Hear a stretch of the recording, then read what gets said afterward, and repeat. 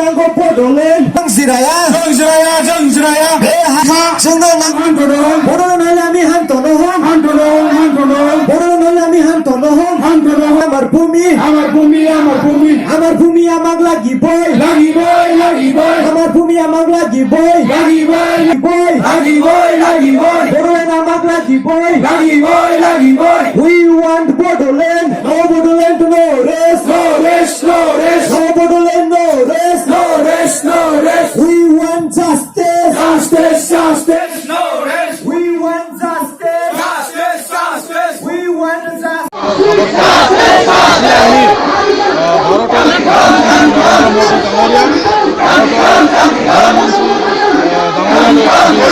ধন্যবাদ জ্ঞাপন কৰিছোঁ বলিষ্ঠ যি পদক্ষেপ এই পদক্ষেপ দুটা সংঘক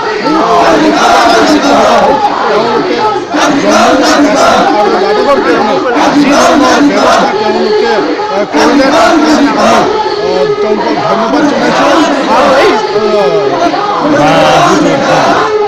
প্ৰস্তাৱটো আদৰি জনাইছোঁ ইয়াৰ লগতে দীৰ্ঘদিনীয়া বড়োসকলৰ যি সমস্যা এই সমস্যাটো সমাধান কৰিব লাগে বুলি আজি প্ৰতিটো জিলা সদৰত 3 ঘণ্টীয়া ধৰ্ণা কাৰ্যসূচী আমি পুনৰবাৰ ভাৰতৰ প্ৰধানমন্ত্ৰীক বিচাৰিছোঁ যে আমাৰ দীৰ্ঘদিনীয়া যি বড়োলেণ্ড সমস্যা সেইটো আজিলৈ সমাধান হোৱা নাই।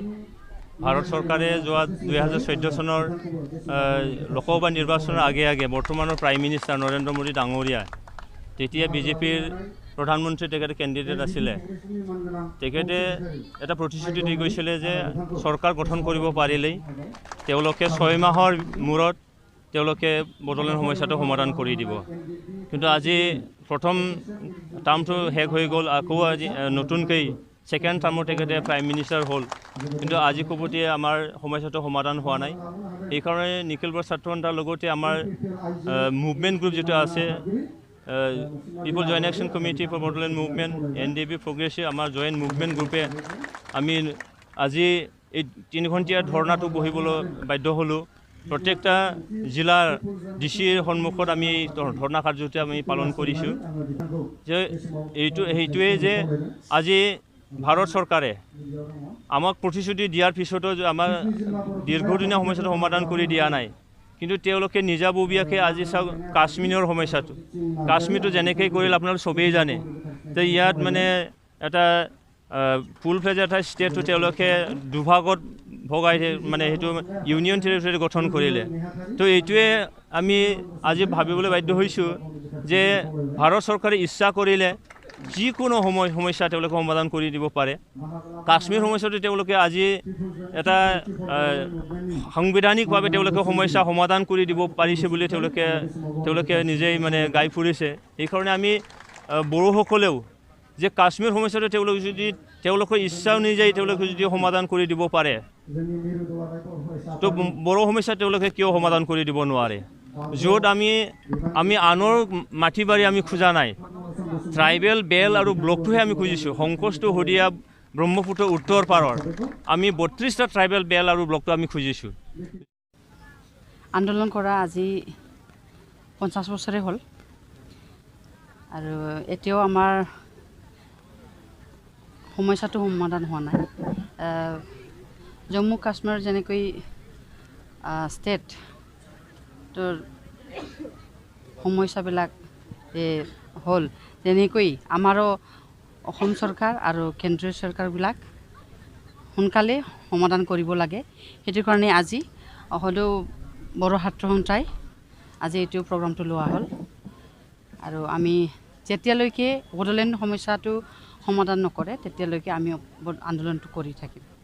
বড়ো সংগঠনবিলাক সাক্ষী হৈ আছে, নিখিল বড়ো ছাত্ৰ সন্থা ইয়াৰ সাক্ষী যে অটল বিহাৰী বাজপেয়ীয়ে 3টা ৰাজ্য গঠন কৰি থৈ গ'ল, সোনিয়া গান্ধী মনমোহন সিঙে তেলেংগানা গঠন কৰি থৈ গ'ল, আৰু এতিয়া অমিত শ্বাহ আৰু মোদী ডাঙৰীয়াৰ সময়ত জম্মু কাশ্মীৰ দ্বিখণ্ডিত কৰি পেলাই 2টা ইউনিয়ন টেৰিটৰী গঠন কৰা হ'ল।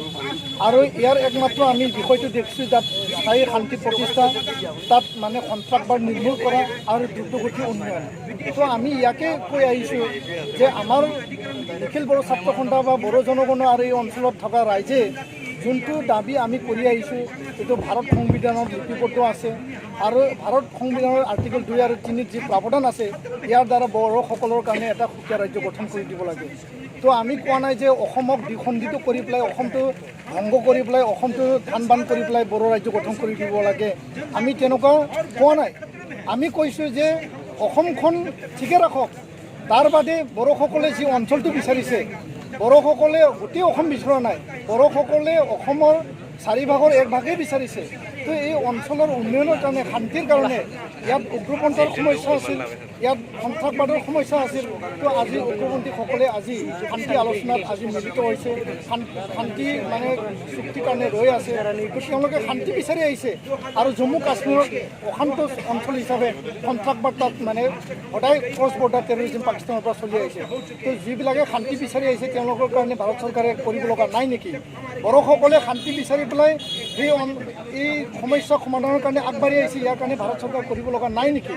তো ইয়াৰ কাৰণে আমি কৈছোঁ যে জম্মু কাশ্মীৰ যদি দ্বিখণ্ডিত হ'ব পাৰে, তেলেংগানা অন্ধ্ৰপ্ৰদেশ দ্বিখণ্ডিত হ'ব পাৰে, অসমখন দ্বিখণ্ডিত কৰি পেলাই 4 ভাগৰ 1 ভাগ এইটো কিয় বড়োসকলৰ কাৰণে এটা মানে সাংবিধানিক প্ৰাৱধানৰ দ্বাৰা গঠন কৰি দিব নোৱাৰে? এই কথাই আমাৰ পৰৱৰ্তী